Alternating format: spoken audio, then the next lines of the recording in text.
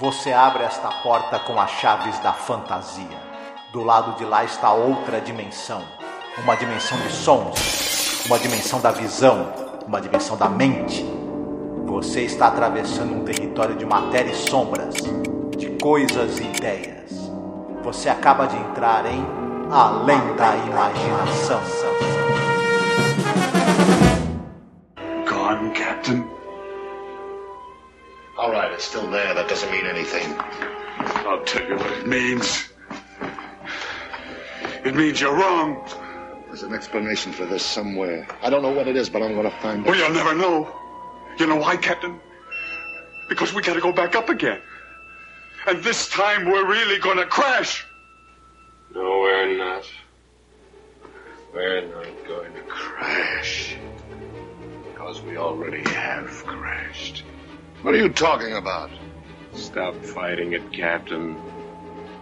You're all out of explanations. There's only one left and you know it. No, nothing of the kind. Oh, yes, you do. Carter was home. That telegram was really there. I was with my wife and my daughter because I'm just like them now. No. Accept it, Captain. Stop trying to prove that we're alive. Oh, you're alive. There's something happening here. I don't know what it is, but there's an explanation for it. I've given you the explanation. I don't accept it! Olá, ouvinte, seja bem-vindo à Zona do Crepúsculo. Eu sou a Angélica. E eu sou o Marcos. Hoje nós vamos embarcar aí numa nave espacial sinistra, falando do episódio Death Ship. Episódio que conta aí com um ator que a gente gosta muito. Qual é o nome dele mesmo, Marcos? Jack Klugman. Como diria o Renan lá do Choque de Cultura, ele é minha sopinha de abóbora. Gosto muito do Jack Klugman. Ele mesmo diz que tem uma historinha que diz que ele não gosta muito desse episódio, mas porque ele gostava de ser retratado como heróis, né, e tal. Nesse episódio, spoiler, ele é uma figura um tanto quanto vilanesca. Esse episódio, ele é meio inspirado numa lenda do holandês voador, que é um navio que a aparição dele costuma ser motivo de preocupação, porque as pessoas acham que vai acontecer alguma tragédia, né? E ele nunca aporta, é um navio fantasma, né? E é um episódio escrito pelo queridíssimo Richard Matheson novamente. Dirigido pelo Don Matchford, vamos falar um pouquinho mais dele. E é considerado, isso é bem legal, poder falar isso, um dos melhores episódios de toda a série, né, Marcos? Sim, a gente citou aqui que essa quarta temporada é muito criticada, tem alguns episódios que não deram tão certo e ela demorou um pouquinho para acertar esse formato de 1 hora, mas a hora que ela esquenta mesmo. E aqui, com esse episódio, ela chegou em uma temperatura altíssima, dramaticamente falando. É um dos episódios mais queridos de toda a série. Sim, com toda certeza, né? E você tem aqui um episódio também que tem essa estética que me é muito querida, que é essa tecnologia um tanto quanto retrô, sabe? Aquela nave do Planeta Proibido, né? Essas naves antigas e tal. E como eu disse, tem o Jack Klugman, tem o Ross Martin, vamos falar mais dele, o Marcos vai falar um pouquinho, o Fred Beer, e uma aparição rápida ali da Mary Webster, que por sinal aparece em outro episódio com o Jack Klugman, que é The Passage for Trumpets, né? Que é um episódio do cara que ele dá um outro sentido para a vida dele, né? Depois de um momento de desespero. Esse episódio, assim, é excepcional, não sei se tu concorda comigo, Marcos, no sentido de que ele tem toda a metragem necessária para desenvolver a história. Para quem não gosta muito dos episódios de 1 hora, a gente também tem problema com alguns, para falar a verdade, né, quando as coisas não se desenrolam, mas quando os roteiros eles são, né, pensados assim para poder construir as personalidades dos personagens, né, e mostrar para o espectador as intenções daquele roteiro, funciona muito bem, né? Uhum. Esse episódio ele não tem problema de barriga ou de ter uma metragem além do que deveria. Tá tudo aqui se encaixando direitinho, tem o tempo certo para desenvolver a trama, pra gente conhecer os personagens, pra gente mergulhar nesse pesadelo. E isso do ponto de vista ali do roteiro e de como ele se adequou ao tempo, né, de exibição. Porém, ele também, a direção tá precisa, as atuações estão ótimas. Olha, um episódio redondinho, assim. Concordo contigo. Richard Matheson tem alguns roteiros aqui na série muito bons, alguns muito famosos, né? Steel, por exemplo, Night Call, O Pesadelo a 20 Mil Pés, né? São histórias do Richard Matheson, tem algumas nas outras temporadas, também o Little Girl Lost.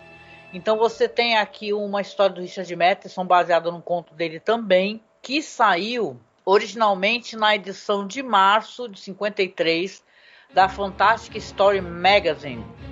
Ele mudou um pouquinho a história, tem algumas alterações, leves alterações, fez uma espécie de expansão do material original, mas você tem aqui, sim, o desenvolvimento do próprio autor de uma história que ele não altera o que ele queria dar o sentido no conto, entendeu? Então é a mesma coisa, né? A gente vai falar um pouquinho também mais pra frente sobre isso. O Richard Matheson, ele era contra você adaptar um conto e ser muito fiel ao original na hora de fazer uma adaptação para o audiovisual, mas nesse caso, especificamente, ele acabou sendo bastante fiel ao próprio conto, né? Verdade, sim. E sobre uma questão que é tratada aqui, esse negócio do mistério da narrativa e tal, a gente tem algumas semelhanças com alguns episódios anteriores. Por exemplo, O Abrigo, The Shelter, O Espelho, aquele lá que é 5 personagens em busca de uma saída.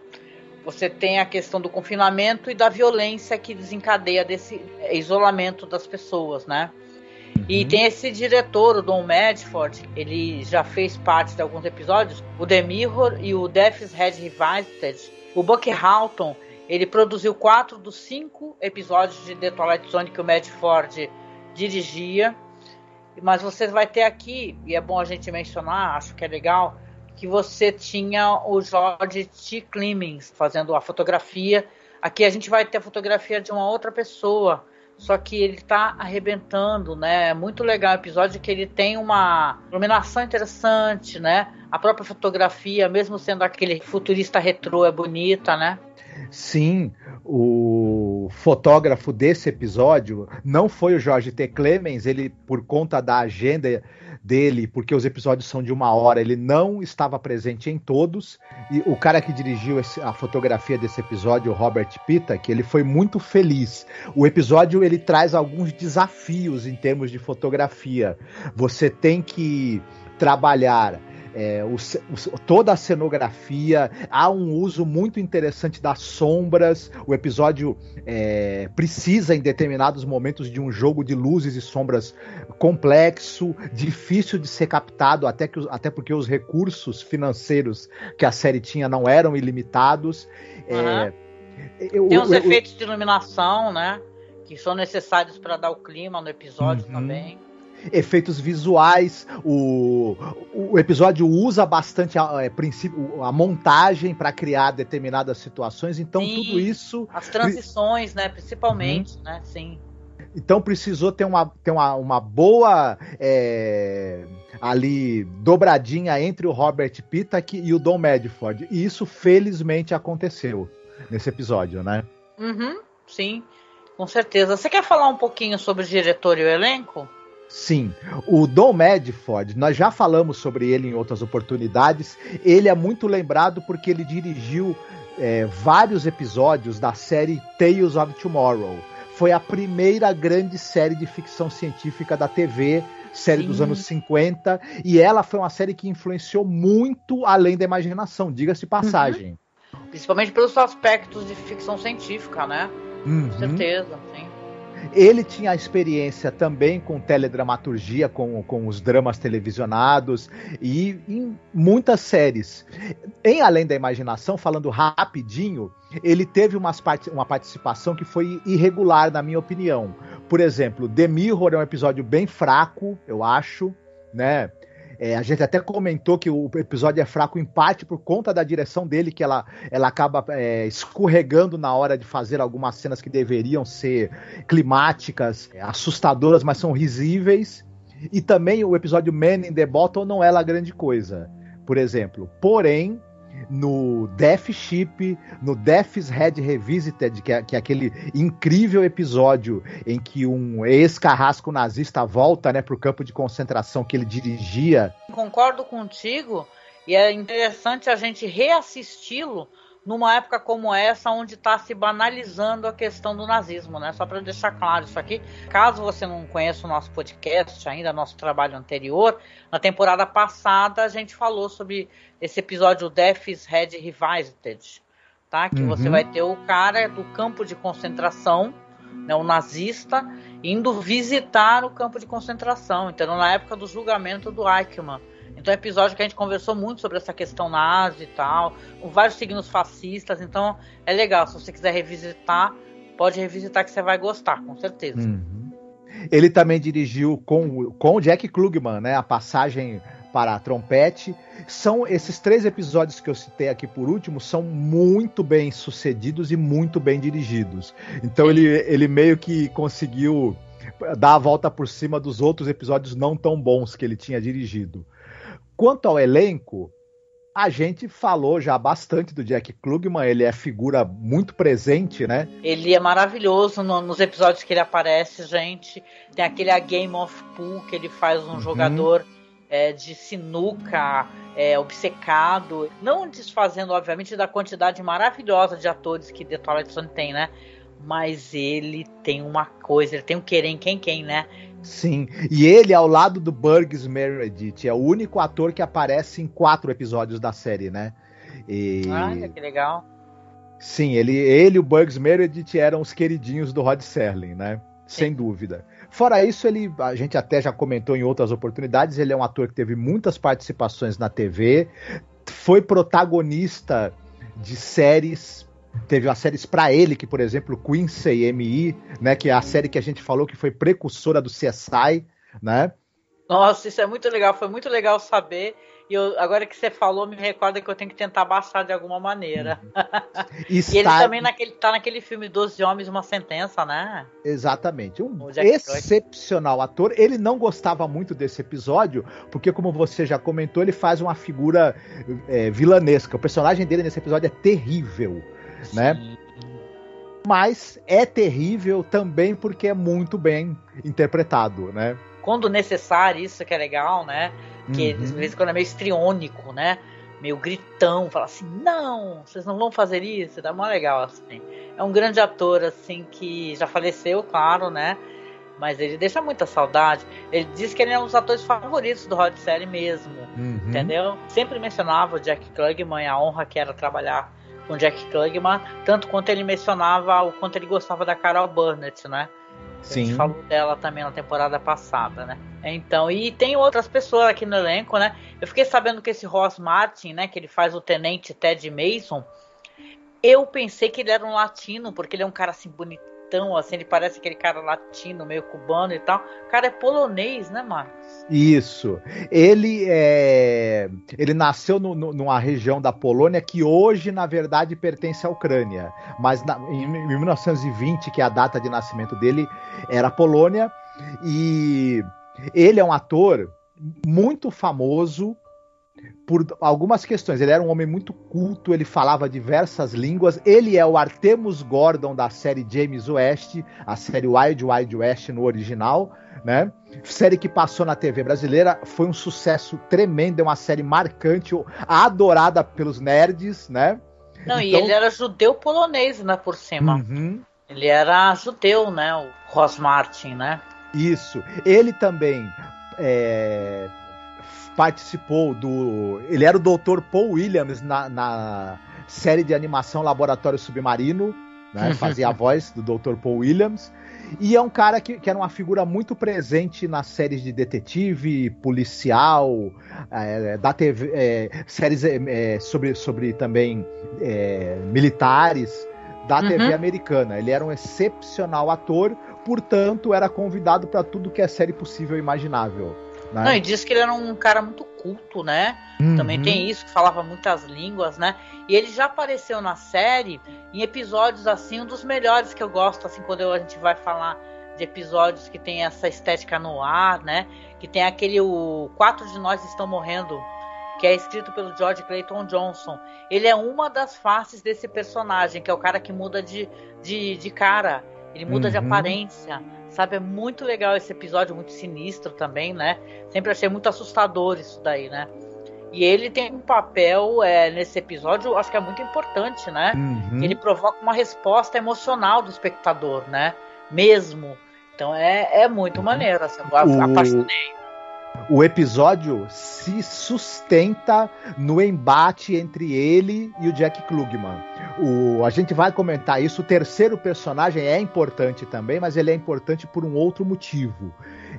Mas a espinha dorsal dramática desse episódio é o embate entre o personagem do Jack Klugman e o personagem do Ross Martin. E ambos entregam atuações excepcionais.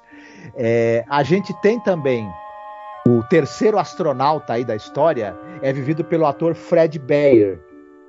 Ele era um cara também, ele morreu cedo, morreu aos 52 anos de idade, e era uma figura também bastante presente em séries de aventura, em séries policiais da TV americana. Aqui ele entrega um personagem que tem uma característica um tanto interessante, que ele logo de início ele fica mentalmente perturbado e ele precisa, né, sustentar, né, esse declínio do estado mental do personagem, coisa que eu acho que ele também faz muito bem. Ele fica meio à parte, né, da ação que fica mais centrada nos outros dois, mas é muito importante também o personagem dele. Verdade. Ele aparece em algumas séries famosas como The Monsters, Túnel do Tempo, Kolchak, The Night Stalker, que a gente adora, e já fizemos podcast sobre. Então eu gosto muito, sim, da atuação dele, dos maneirismos que ele coloca para mostrar a fragilidade do personagem dele. Ele tem um rosto muito expressivo, né? Sim. E para finalizar, a gente tem a participação da Mary Webster, que ela é uma atriz que eu gosto muito, por exemplo, de um filme onde ela está presente, que é o Robor, o Conquistador do Mundo. Nossa, adoro, com Vincent Price. E o Charles Bronson, né? Charles Bronson, novinho, com a carinha que ele tá naquele episódio 2, né? Que ele tá bonitão, né? Ele era um cara bonitão. E ela era presença também marcante nos dramas televisionados. Era uma excelente atriz. Viu? É verdade, muito legal. A aparição dela é muito pequena, mas é muito marcante também no episódio. Muito bem. Muito bem. Dessa vez sou eu que faço a sinopse do episódio, não é? Então vamos lá. No longínquo ano de 1997, o Space Cruiser E-89, tripulado ali pelo capitão Paul Ross, o tenente Ted Mansell, está em uma missão para analisar novos mundos e descobrir se eles são adequados para a colonização. E ali, enquanto eles estão orbitando um planeta, o Mason vai ver um brilho metálico na paisagem. Chama os outros, né, e começa a conjecturar que isso pode ser um sinal de vida alienígena. Mas o capitão Ross, que é pragmático, ele discorda. No entanto, eles acabam decidindo a pousar no planeta. Após o desembarque, eles vão acabar descobrindo que o brilho vem dos destroços de uma nave exatamente igual a deles. Eles ficam chocados, eles vão olhar ali dentro da nave, acabam descobrindo seus próprios corpos sem vida. O Ross, o capitão, ele vai tentar descobrir uma explicação. Para resumir, eles vão começar a ter... O Mason e o Carter vão começar a ter alucinações, começar a rever as suas famílias e entes queridos, que na verdade se encontram falecidos, e eles acabam chegando ali a alguma conclusão que eles estão tendo um possível vislumbre do futuro. O que esses tripulantes vão fazer? Se eles acham que eles estão presos de alguma maneira sob alucinações nesse planeta, e talvez será que eles possam fugir? Será que eles conseguem fugir do destino que parece que está certo para eles? Aí que a gente vai saber nesse episódio. Gostou da minha sinopse? Ficou boa? Gostei. E aí, Marcos? O que a gente vê aí nesse episódio mega futurista de 1997? Que eu achei isso engraçado, gente. A gente sabe que, né, que nem 2001, né, o filme do Kubrick, né, quando você pensa, você assiste o filme e tenta refletir o que eles achavam que ia estar acontecendo em 2001, é engraçadíssimo, né? A gente tá, ao contrário, tendo que convencer as pessoas aqui a se vacinar, né? E tal, né? E outras coisas, né? Não vamos entrar em política de novo, senão o pessoal vai torcer o nariz pra gente. Mas é assim, os vislumbres futuristas são sempre divertidos de assistir, né? O pessoal achava que em 97 a gente ia estar explorando as vastidões do espaço e colonizando outros mundos. Em 2020 a gente está tendo que explicar para o pessoal que a Terra não é plana. Mas enfim. Pois é. Ri para não chorar. Sim. Mas como você mesma tinha citado, esse filme, ele tem... Desculpa, esse episódio, uma das primeiras coisas características é esse retrofuturismo. É esse futuro imaginado que para nós já passou, mas tem um sabor muito interessante como se imaginava que seriam os trajes espaciais, as naves, as viagens espaciais, o maquinário, a física e a ciência usada nas viagens interplanetárias. Então tudo isso é muito saboroso. Até porque a série faz uso, no caso desse episódio, de um bom design de produção interessante para as máquinas, para as roupas, tem efeitos especiais bacanas, apesar do pouco orçamento. E até comenta-se aí que esses efeitos foram um pouco dispendiosos. Esse episódio foi um pouco mais caro do que normalmente são os episódios da série.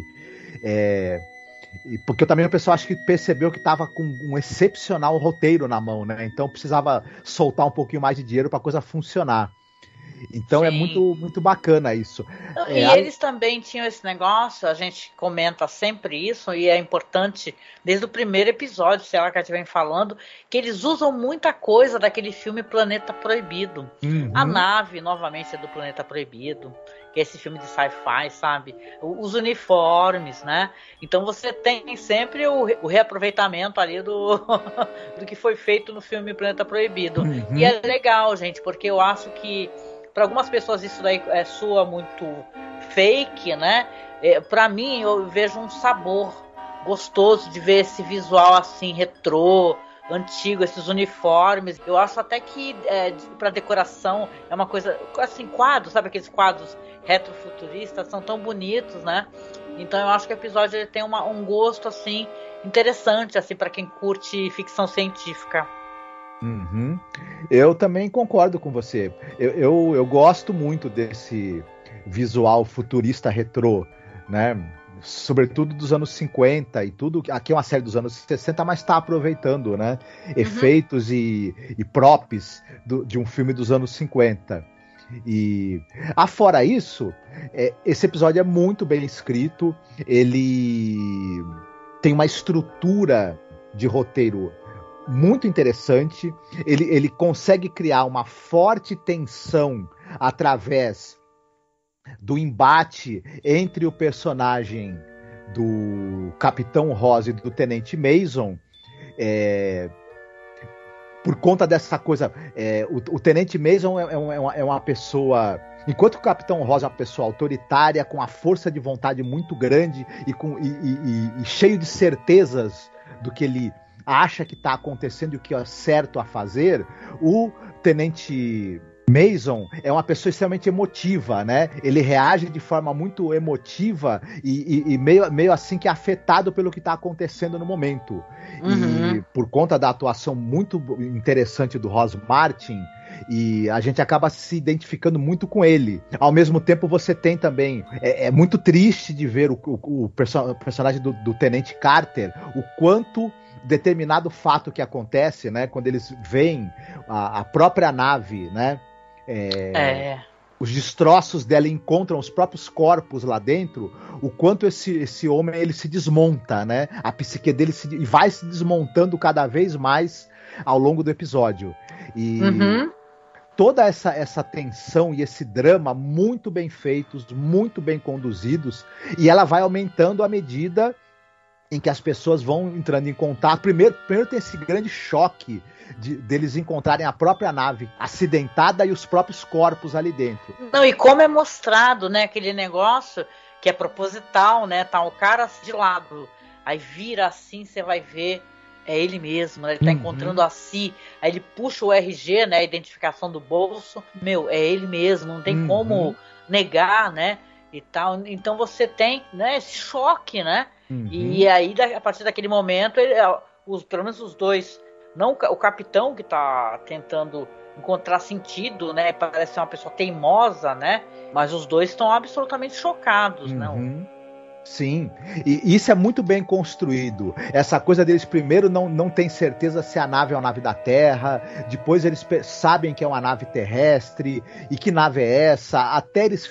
Essa coisa deles da porta tá emperrada, eles têm que tentar abrir a porta para conseguir ver o que tem na sala de controle.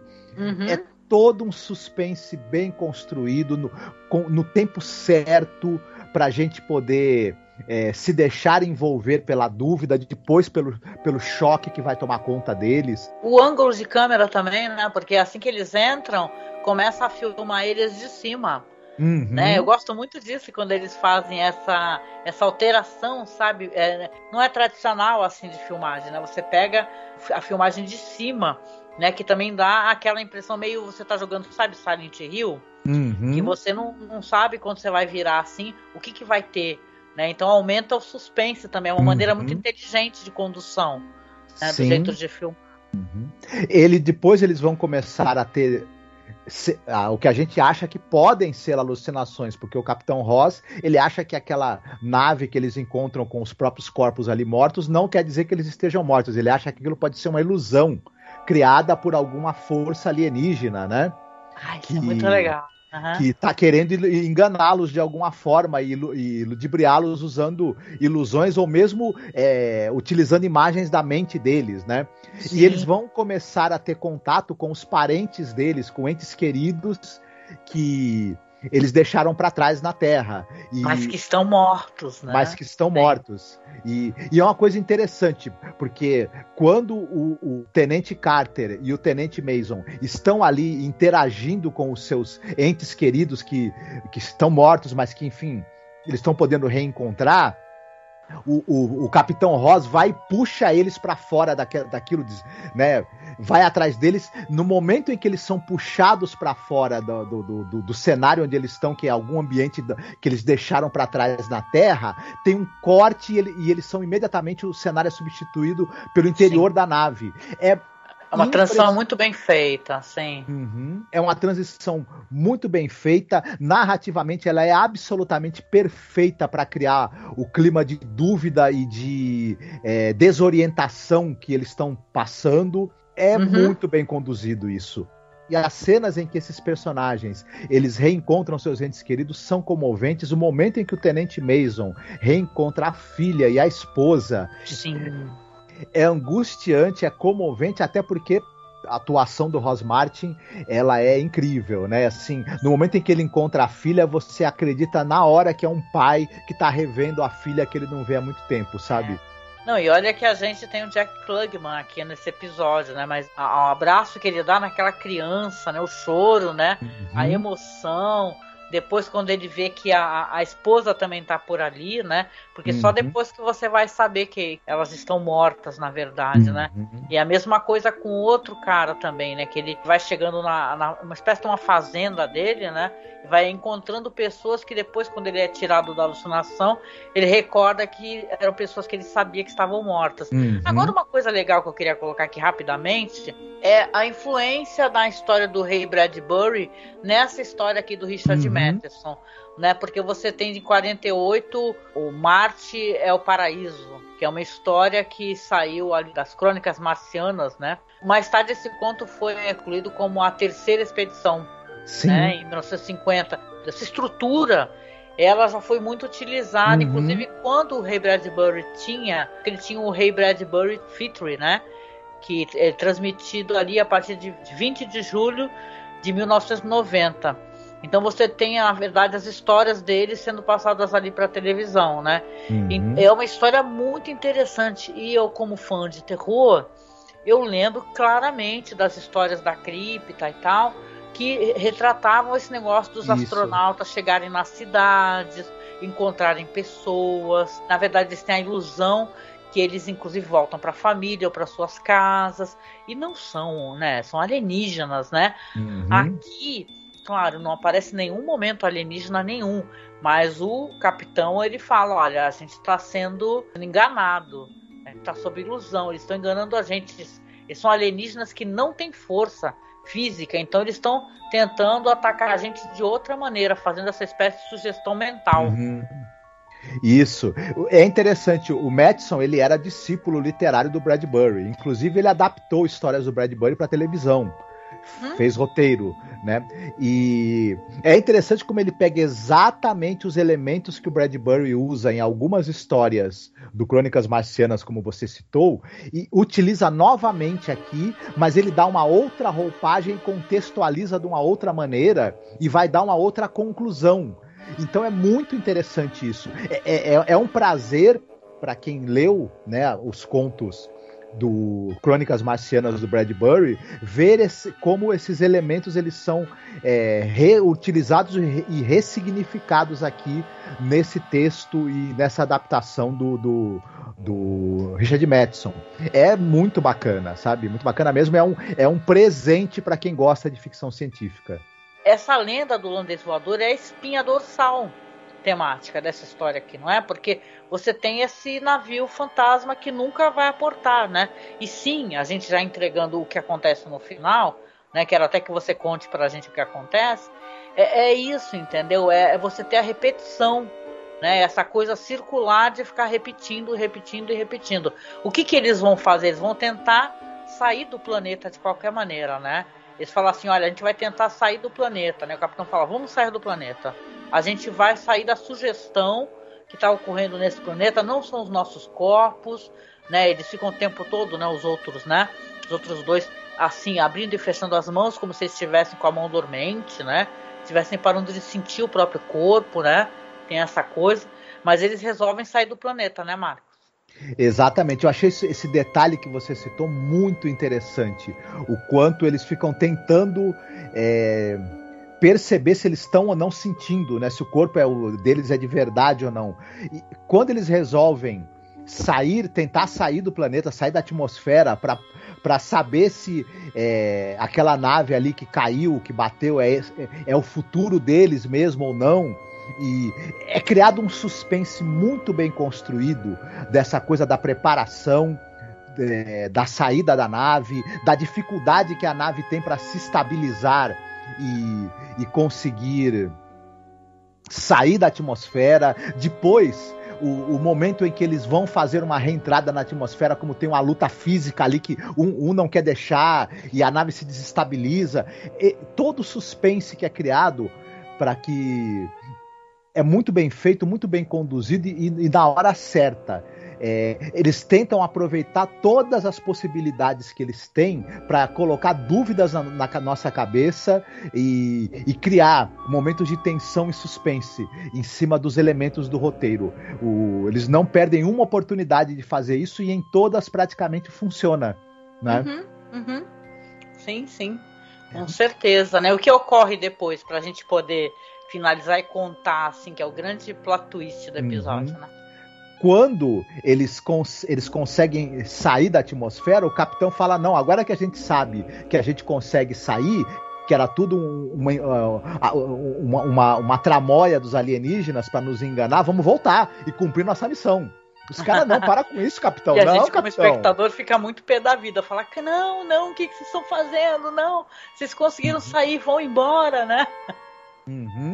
Eles conseguem descer novamente no planeta e quando abrem as escotilhas de um lado da nave, a nave deles que tinha caído não tá mais lá. Então eles falam, opa, era só uma ilusão, beleza, mas quando ele abre a escotilha do outro lado, lá está a nave.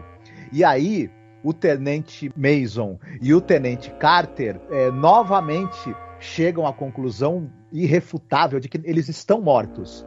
O que acontece é que o Capitão Ross, ele é um homem cuja vontade e a teimosia, ele não quer aceitar a condição dele de morto e não quer permitir que os outros dois comandados dele possam repousar ao lado dos entes queridos deles que também morreram.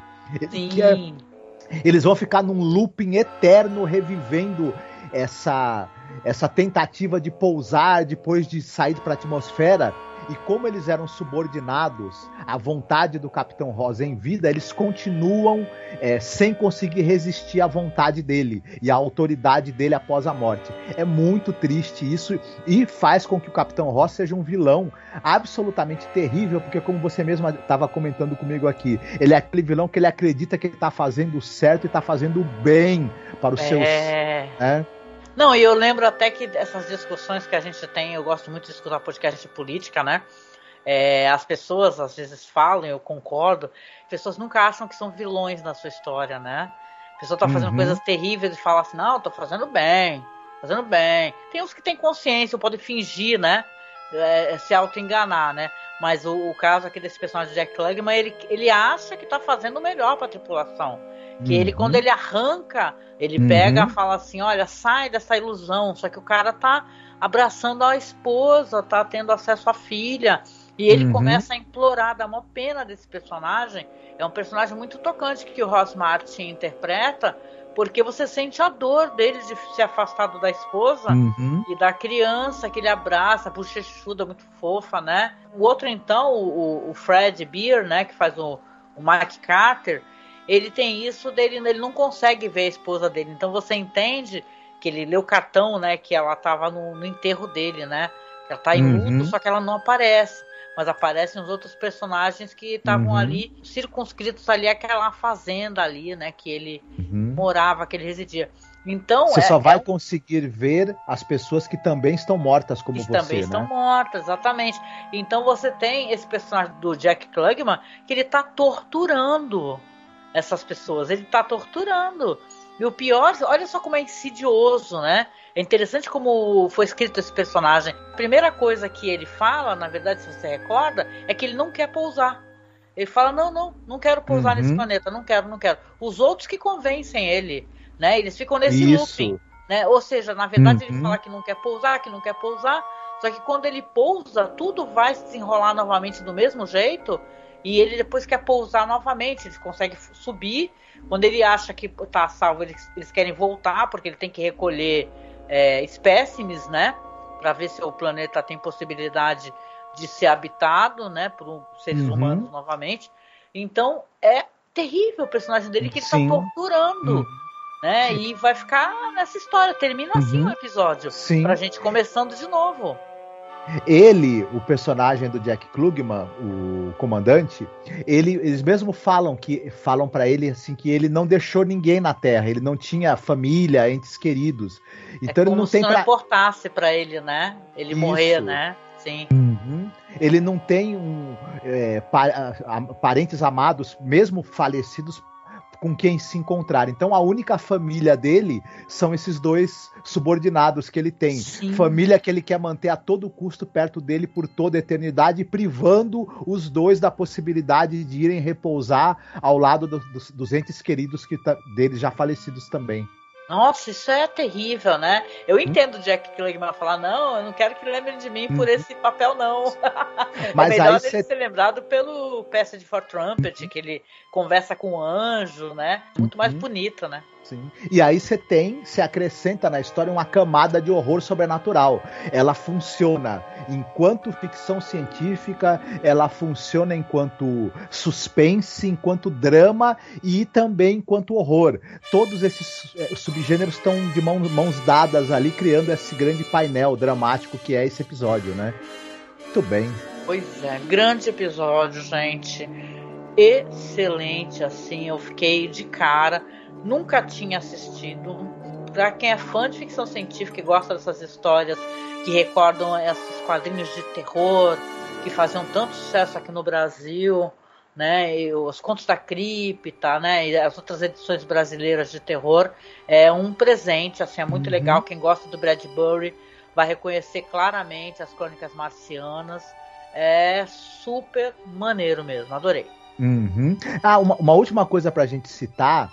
Esse episódio não teve trilha sonora original feita para ele, mas tanto o produtor, o Hirschman, quanto o diretor, o Medford, juntos escolheram temas usados em outros episódios que casassem com essa narrativa. E pior que eles acertaram de novo na mosca, né? Porque os temas usados... Muito bom, eu adorei os temas também, muito legais. Uhum.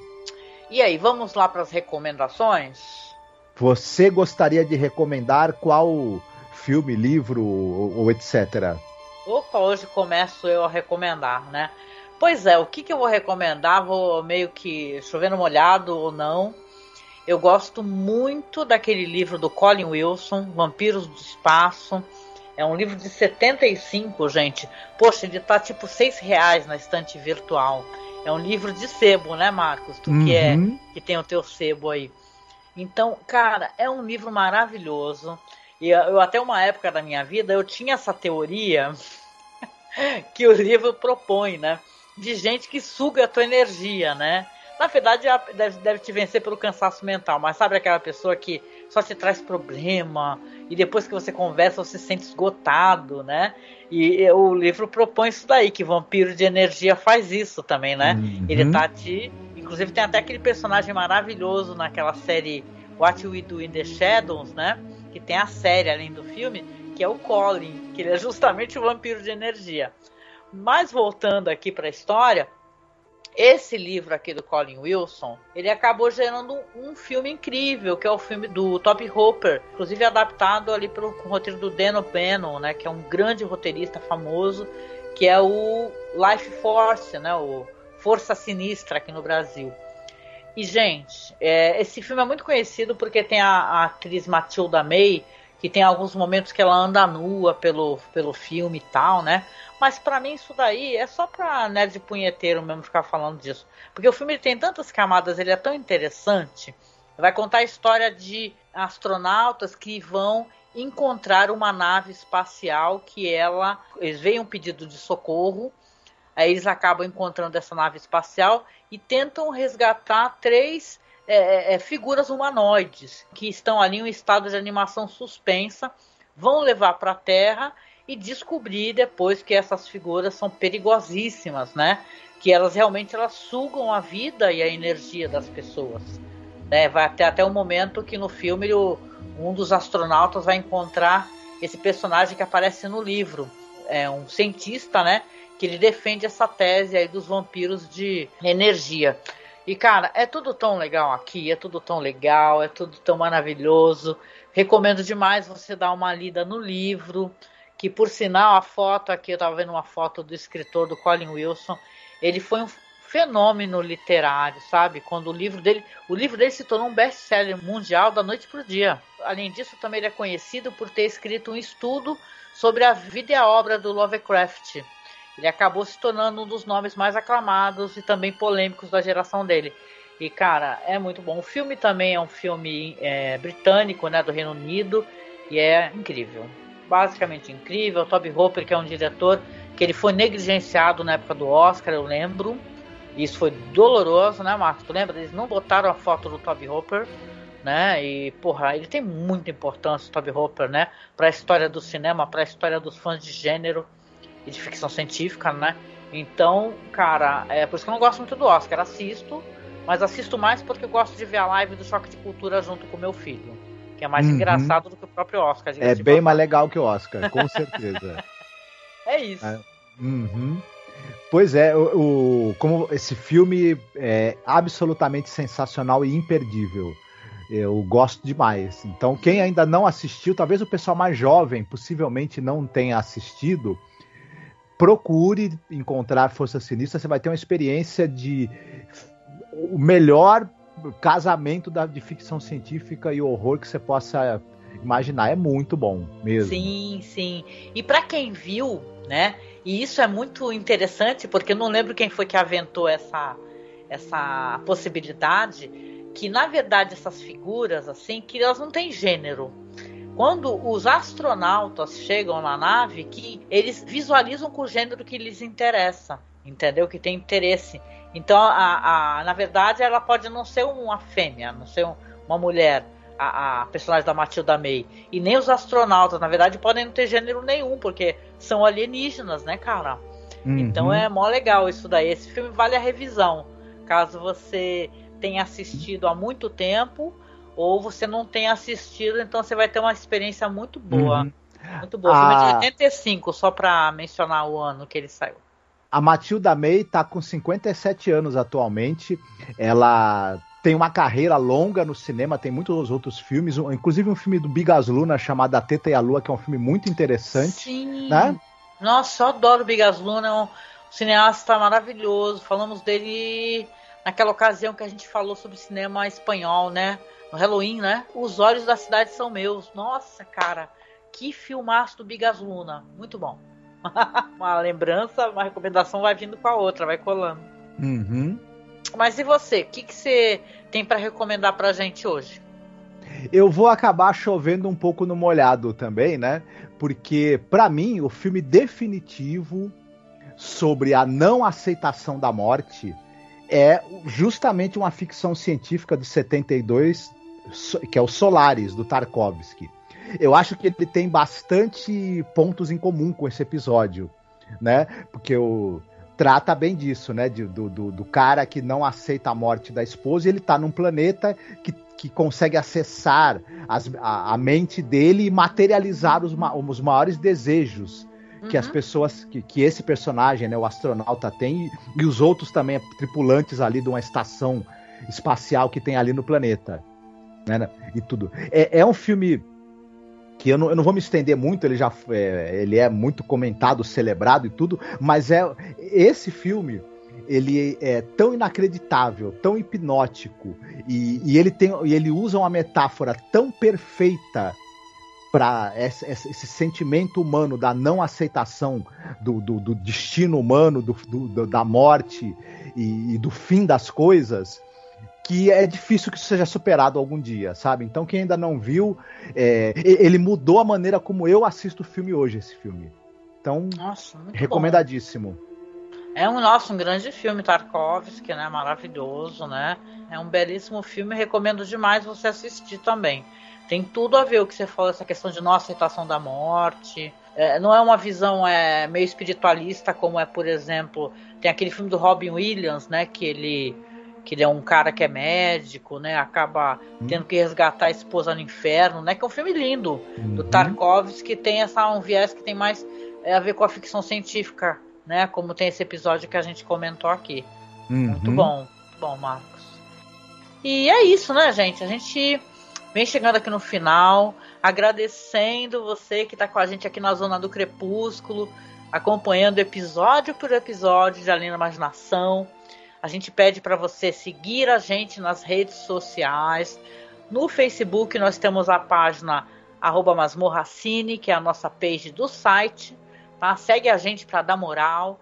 A gente tem The Twilight Zone Behind Scenes, que é uma página que a gente criou para colocar documentários sobre a série. Por sinal, a gente está com um conteúdo muito legal na internet, tanto nessa página The Twilight Zone Behind Scenes, como no nosso grupo, que é o Fãs de Além da Imaginação.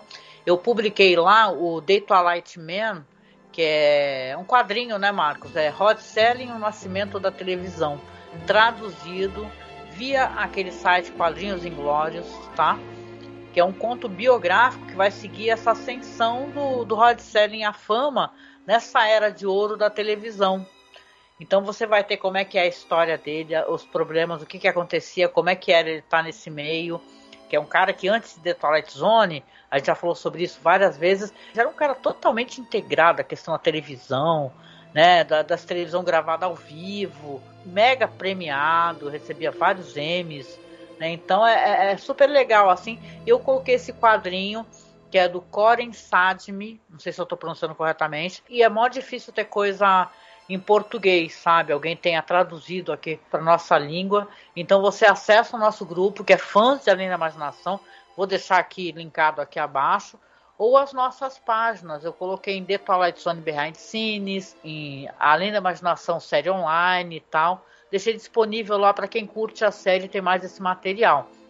Se você gosta de usar o Instagram, a gente está lá como @masmorracine, e no Twitter nós estamos como @masmorra_cast, estamos como @zona crepuscular e também @cineclube da masmorra. Por quê? Porque o nosso feed de cinema, onde a gente tem os podcasts de cinema, que é um podcast bem antigo, que a gente tem com muitos episódios falando de filmografia, de séries clássicas, etc., a gente teve que alterar esse feed aí, porque estamos com problemas e não conseguimos resolver. Mas procure a gente aí no Google como Cineclube da Masmorra, ou no Spotify também como Cineclube da Masmorra, que você consegue acessar, tá? O nosso podcast de cinema, que é o nosso projeto para além de Além da Imaginação, tá bom?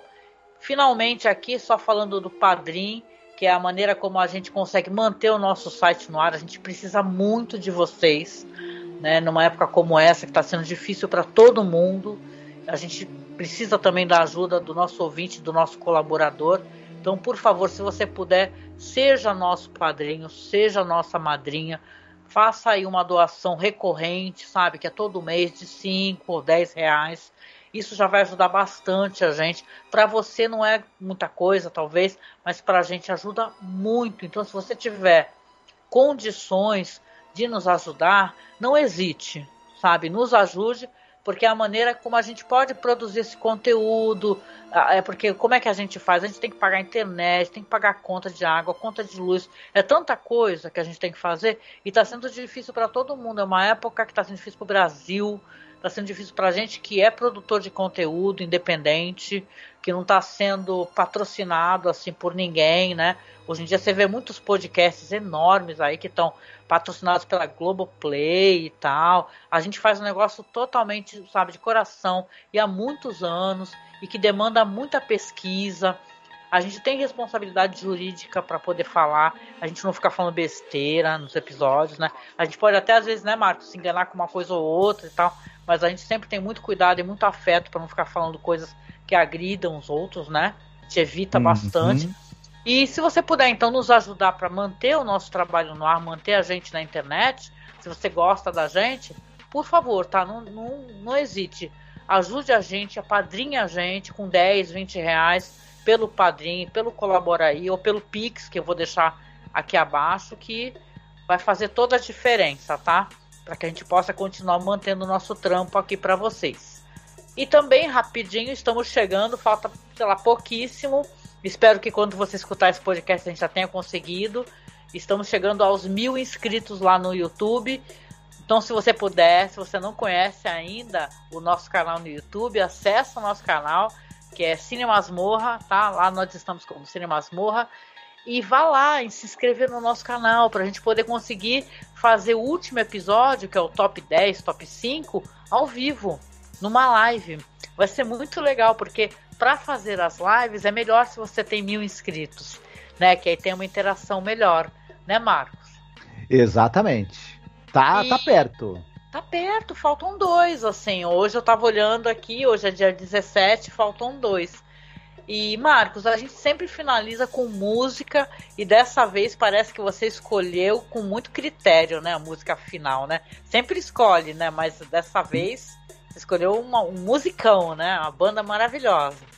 Grateful Dead, Ship of Fools, que fala sobre um anal que fica vagando eternamente, o capitão se recusa a dar explicações para a tripulação e a bebida, a esperança e a alegria vão acabando à medida que o tempo vai passando.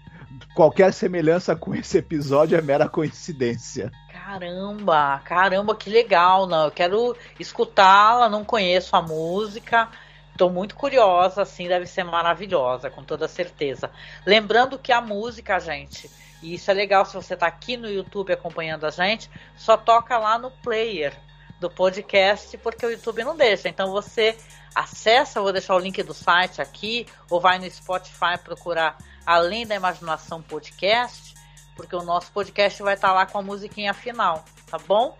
Aí você escuta a música que o Marcos escolheu com tanto carinho, né? E é isso, gente, chegando aqui ao final, saindo dessa zona do crepúsculo, cara, com essa nave que nunca vai chegar em lugar nenhum, a gente vem se despedindo de você. E a gente se encontra então no próximo podcast sobre Além da Imaginação. Fiquem bem, se cuidem. Se cuidem, um beijo. Tchau.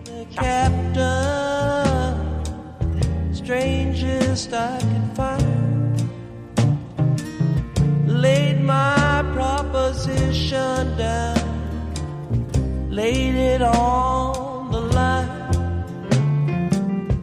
I won't slave for beggars' pay, likewise gold and jewels, but I would slave to learn the way to sink your ship of fools, ship of fools on a cruel sea, ship of fools, sail away from me. It was later than I thought when I first believed you. Now I cannot share your laughter, ship of fools. Saw your first ship sink and drown from rocking of the boat, and all that could not sink or swim was just left there to float. I won't leave you drifting down, but whoa, it makes me wild. With 30 years upon my head, to have you call me child, ship of on a cool sea, ship of fools, sail away from me. It was later than I thought when I first believed you. Now I cannot share your laughter, ship of